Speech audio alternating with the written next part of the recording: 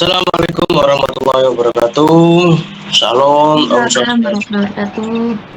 Salam, Om Swastiastu, Namo Buddhaya, salam kebajikan, salam sejahtera bagi kita semua, rahayu, rahayu. Pada siang hari ini kita akan melaksanakan presentasi terkait dengan eksistensi Pancasila di tengah masyarakat yang plural.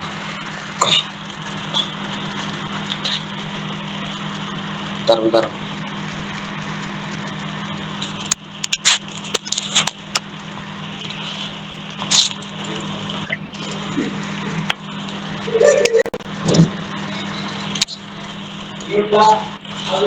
Bisa di slide, Nazwa? Ya. Sebelum masuk itu perlu kita ketahui bahwasannya Indonesia merupakan negara dengan penduduk terbanyak keempat di dunia. Maka dari itu, eksistensi Pancasila di tengah-tengah masyarakat yang plural di Indonesia sangat penting sebagai landasan ideologi untuk mempersatukan berbagai perbedaan. Nah, Pancasila sebagai dasar negara Indonesia memiliki peran penting dalam menjaga keharmonisan dan persatuan di tengah masyarakat yang beragam. Dengan 5 silanya, Pancasila memberikan nilai-nilai yang mencerminkan kebersamaan, toleransi, dan kerukunan antar warga yang memiliki latar belakang budaya, agama, dan etnis yang beragam. Dalam konteks pluralisme, Pancasila mengedepankan persatuan dalam keberagaman dan membangun pemahaman yang mengatasi perbedaan. Jadi Pancasila itu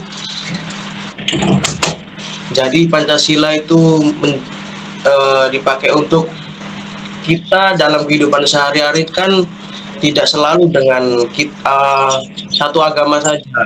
Ada yang dari agama Kristen, agama Katolik, agama Hindu. Jadi Pancasila itu dijadikan sebagai persatuan supaya tidak adanya perpecahan antara itu semua tadi.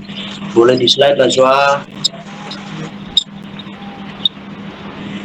Nah, peran Pancasila dalam masyarakat yang plural.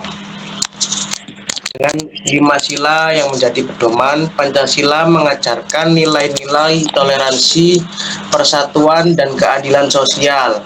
Yang pertama, ada ketuhanan yang Maha Esa, mengakui keberadaan berbagai agama dan kepercayaan, mendorong sikap saling menghormati di antara umat beragama. Jadi kita tidak boleh saling menghujat antara agama satu dengan agama yang lain. Kita harus saling merangkul, bergotong royong. Nah, itulah. Yang kedua, ada kemanusiaan yang adil dan beradab. Kita harus bersikap adil kepada seluruh orang yang memeluk berbeda agama dengan kita. Kita tidak boleh ada diskriminasi antara kita dengan masyarakat yang lain yang berbeda agama dengan kita. Yang ketiga, persatuan Indonesia. Menekankan pentingnya memperlakukan sesama dengan adil dan menjaga persatuan bangsa. Yang keempat, kerakyatan yang dipimpin oleh hikmat dalam permusyawaratan perwakilan. Nah, ini mendorong demokrasi dan musyawarah untuk mencapai mufakat. Jadi seperti yang terjadi pada kasus pada politik sekarang kan banyak yang menjual agama demi kepentingan politik lah, itu tidak boleh. Itu kita harus bermusyawarah sampai mencapai mufakat walaupun kita berbeda agama, kita harus sama-sama gitu. Yang kelima, keadilan sosial bagi seluruh rakyat Indonesia, menargetkan pemerataan kesejahteraan. Dengan demikian, Pancasila berperan sebagai perekat sosial yang menjamin keharmonisan dalam kebinekaan masyarakat Indonesia. Boleh di slide.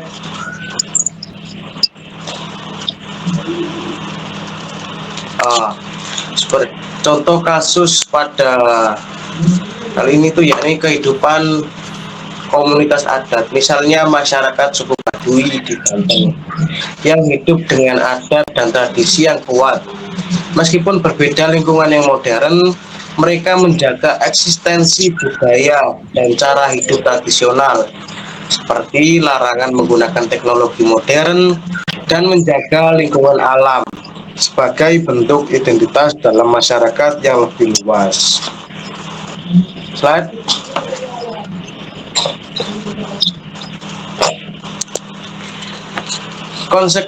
Konsekuensi dari kasus itu tadi yakni jika kasus kehidupan komunitas adat seperti suku Baduy tidak memiliki solusi, mungkin bakal terjadi beberapa konsekuensi yang mungkin terjadi antara lain. Yang pertama, eksploitasi alam dan wilayah adat. Jika keberadaan suku Baduy tidak dapat dilindungi, wilayah adat mereka bisa terancam oleh eksploitasi dari luar, seperti pembukaan lahan untuk keperluan industri atau perumahan dan lain sebagainya. Yang kedua, hilangnya identitas dan budaya. Tanpa upaya untuk melindungi dan melestarikan keberadaan mereka, ada resiko hilangnya tradisi dan budaya suku Baduy yang sudah ada selama berabad-abad. Slide, Joshua. Nah, maka dari itu perlu adanya solusi dari kasus di komunitas adat seperti suku Baduy tadi. Yang pertama, perlu perlindungan hukum dan pengakuan wilayah adat. Pemerintah dapat menetapkan kebijakan yang melindungi hak wilayah adat suku Baduy, termasuk hak untuk tidak diganggu oleh kegiatan ekonomi atau pembangunan yang mengancam kelestarian lingkungan mereka.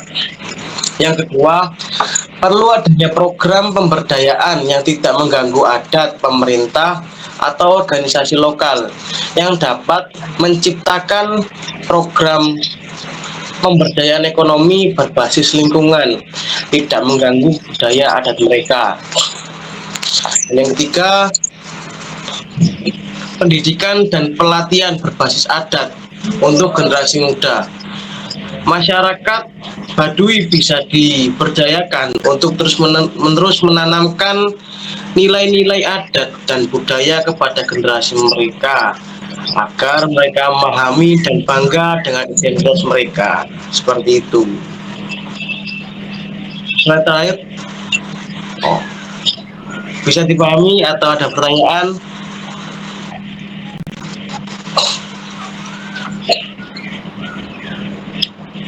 Izin bertanya. Baik. Bagaimana Pancasila mempengaruhi kehidupan masyarakat adat seperti suku Baduy? Oke. Poin.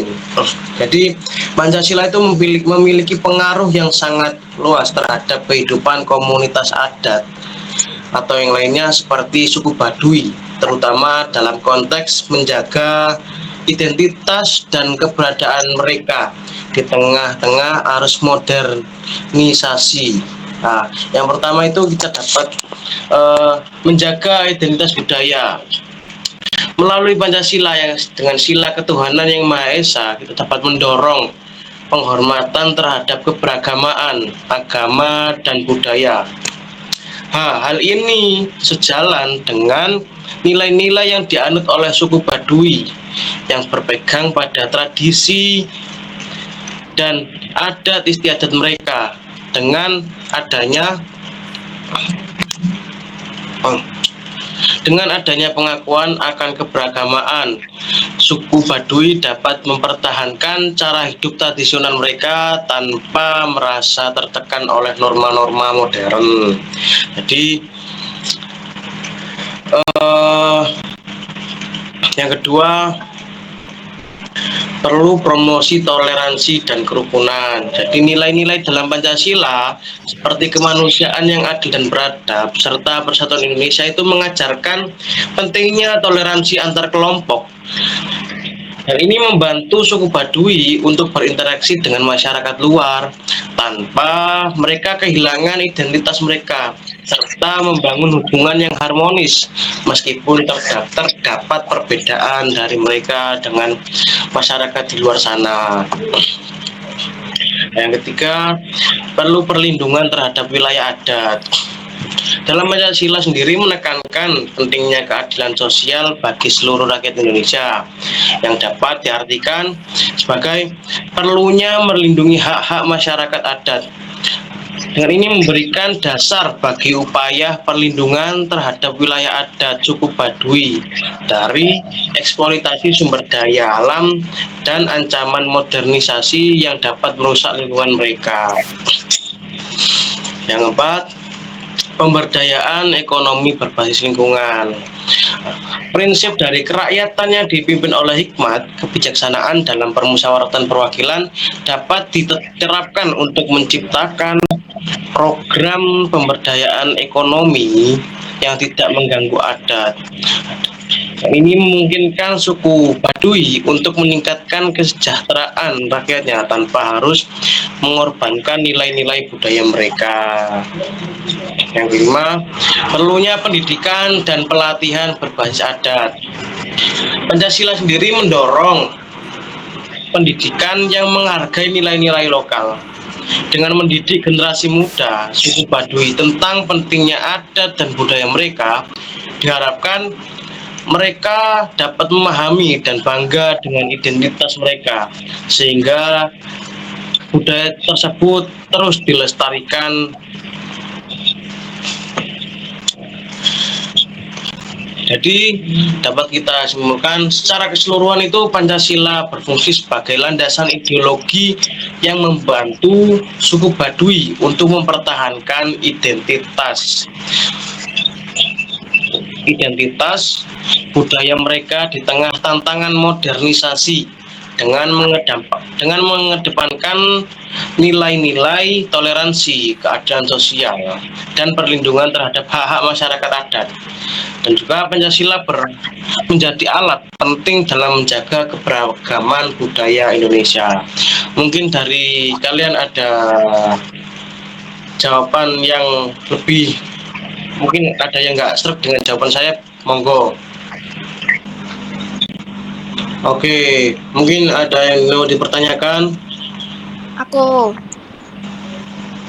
Jadi pertanyaannya tuh gimana implementasi nilai-nilai Pancasila dalam kehidupan sehari-hari kita di Indonesia ini? Terus apakah itu udah berjalan baik gitu loh? Oke, baik. Good point. Jadi implementasi nilai-nilai Pancasila dalam kehidupan sehari-hari masyarakat Indonesia ini merupakan sebuah proses yang dinamis dan terus berkembang. Meskipun Pancasila telah menjadi dasar negara sejak kemerdekaan, namun implementasinya di masyarakat ini masih menghadapi berbagai tantangan yang kompleksitas.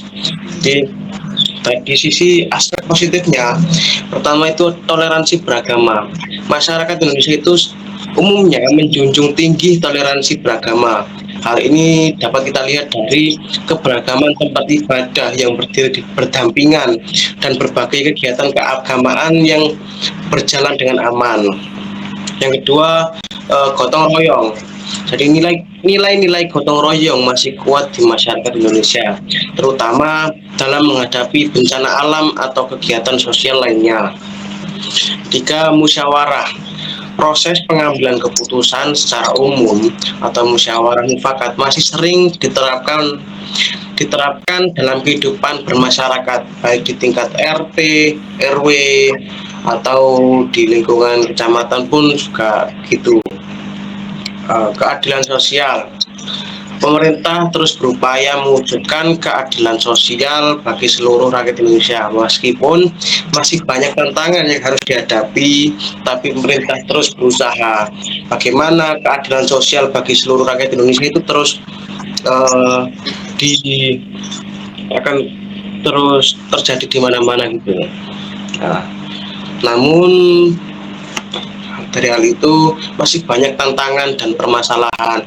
Contohnya korupsi. Korupsi masih menjadi masalah yang serius yang menghambat pembangunan dan merugikan masyarakat dan merugikan seluruh masyarakat. Yang kedua, diskriminasi. Diskriminasi ini berdasarkan suku, agama, ras, dan antar golongan ini masih terjadi terutama di berbagai daerah. Terus radikalisme. Paham-paham radikalisme yang bertentangan dengan nilai-nilai Pancasila ini terus menjadi ancaman bagi persatuan dan kesatuan bangsa. Contohnya itu yang pernah terjadi itu seperti bom Bali atau bom gereja, itu kan mereka itu menganut paham-paham radikalisme yang bertentangan dengan Pancasila.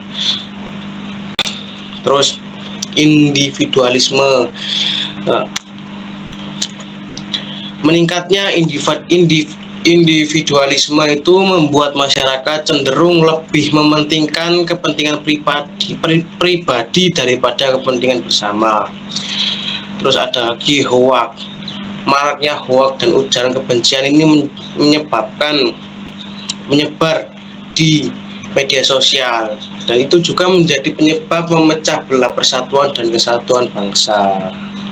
Baik, apakah sudah jelas jawaban dari saya atau ada lagi sanggahan?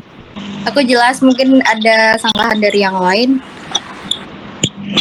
Oh, ini juga ada lagi dari aku sendiri itu ada lagi terkait dengan faktor-faktor yang mempengaruhi proses yang implementasi Pancasila. Nah, dari yang pertama dari aku dari pendidikan. Pendidikan Pancasila itu sangat efektif sejak dini untuk menanamkan nilai-nilai Pancasila pada generasi muda. Karena ketika kita tidak diajarkan terkait dengan pemahaman Pancasila sejak dini, maka akan ada tumbuh kayak orang-orang yang berpaham radikalisme itu mengajarkan anak-anaknya terus tumbuh menjadi orang yang radikalisme, itu sangat bahaya untuk kehidupan berbangsa dan bernegara. Dan kedua ada lagi keteladanan dari para pimpinan dan tokoh masyarakat, itu sangat berpengaruh dalam membentuk perilaku masyarakat. Pimpinan atau tokoh-tokoh masyarakat yang tidak melakukan hal-hal yang bertentangan dengan Pancasila itu sangat berpengaruh pada perilaku masyarakat. Dan juga penegak hukum yang tegas dan adil itu sangat penting untuk menciptakan rasa keadilan di masyarakat. Partisipasi masyarakat yang aktif dalam kegiatan sosial dan membangun itu sangat diperlukan untuk mewujudkan masyarakat yang adil dan makmur. Baik, itu saja dari saya. Apakah ada yang ditanyakan lagi atau sudah cukup?